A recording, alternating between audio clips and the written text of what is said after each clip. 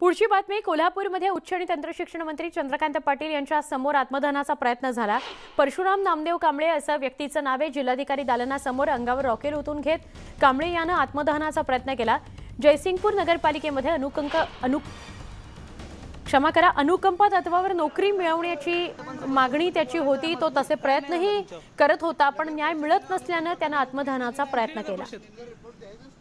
आम्ही सगळं पत्रव्यवहार केलेच साहेब, पत्रव्यवहार केलेले डायरेक्टच करायचे। देशासाठी त्यांना जीव गमवावा लागला। त्यांना धुळे जिल्ह्यातील मेहरगाव गावामध्ये पोळा सणाच्या दिवशी बैल फिरवण्याच्या कारणावरून 2 गटात वाद झाला।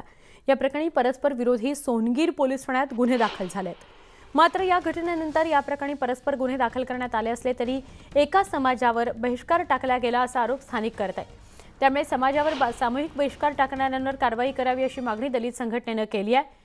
मेहरगाव गावात पोळा सणाच्या दिवशी मिरवणुकीत बैल अडवून एका तरुणाला मारहाण करण्यात आली। दरम्यान मारहाण प्रकरणी पोलिसांनी गुन्हे दाखल केलेले आहेत। गावात समाजावर बहिष्कार टाकल्याची कोणतीही घटना घडली नाही असं पोलिसांनी स्पष्ट केलंय। जिल्हा प्रशासनाने बैठक घेतलेली आहे। दोषींवर कारवाई केली जाईल असं आश्वासन पोलीस अधीक्षक प्रवीण कुमार पाटील यांनी दिलेलं आहे। पण ते मारहाण प्रकरणासंदर्भात कारवाई केली जाईल असं प्रवीण कुमार पाटील म्हणतात। पण बहिष्कार टाकण्यासंदर्भात कुठलीही घटना अशी निदर्शनास आली नाही असं त्यांनी स्पष्ट केलेलं आहे। ते स्वतः गावात जाऊन फिरून आले।